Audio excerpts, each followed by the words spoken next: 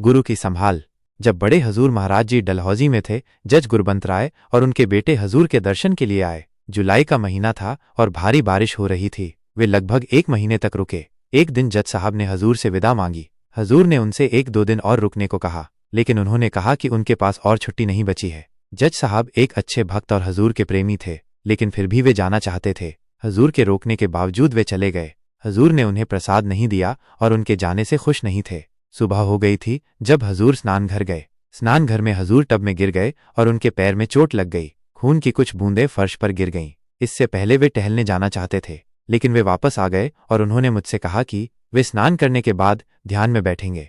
जब वे स्नान गृह में थे तब उन्होंने कहा, काको, जज साहब ने गलती की है और मालिक को उनकी मदद करनी चाहिए। सड़कें अच्छी नहीं हैं, वे बुरी तरह टूटी हुई हैं।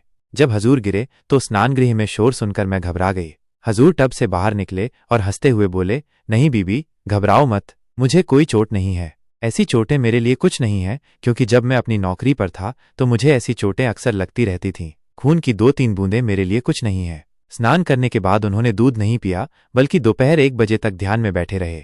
संगत बाहर उनके दर्शनों की प्रतीक्षा कर रही थी और मुझसे पूछ रही थी कि हजूर कब दर्शन देंगे। उसी समय गुरबंत राय और उनका बेटा शरीर पर बहुत सारी चोटों के साथ वापस आ रहे थे। वे मुश्किल से चल पा रहे थे।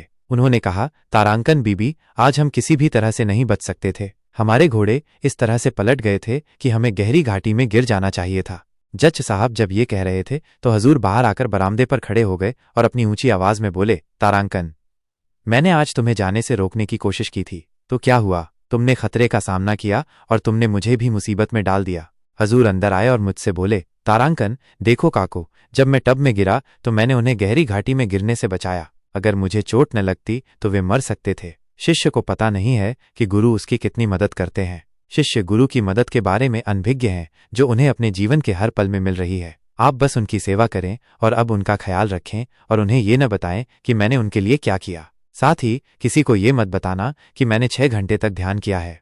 तब सद्गुरु जी ने उन्हें खुशी खुशी विदा किया। जब वे पूरी तरह से ठीक हो गए, उन्होंने उन्हें प्रसाद और ढेर सारा आशीर्वाद भी दिया। सच्चे पातशाह जी, आपकी कृपा के लिए धन्यवाद। बहुत से संत आते हैं और दीक्षा देते हैं और इंसानों की मदद करते हैं, लेकिन कोई भी मेरे हुजूर जैसे नहीं।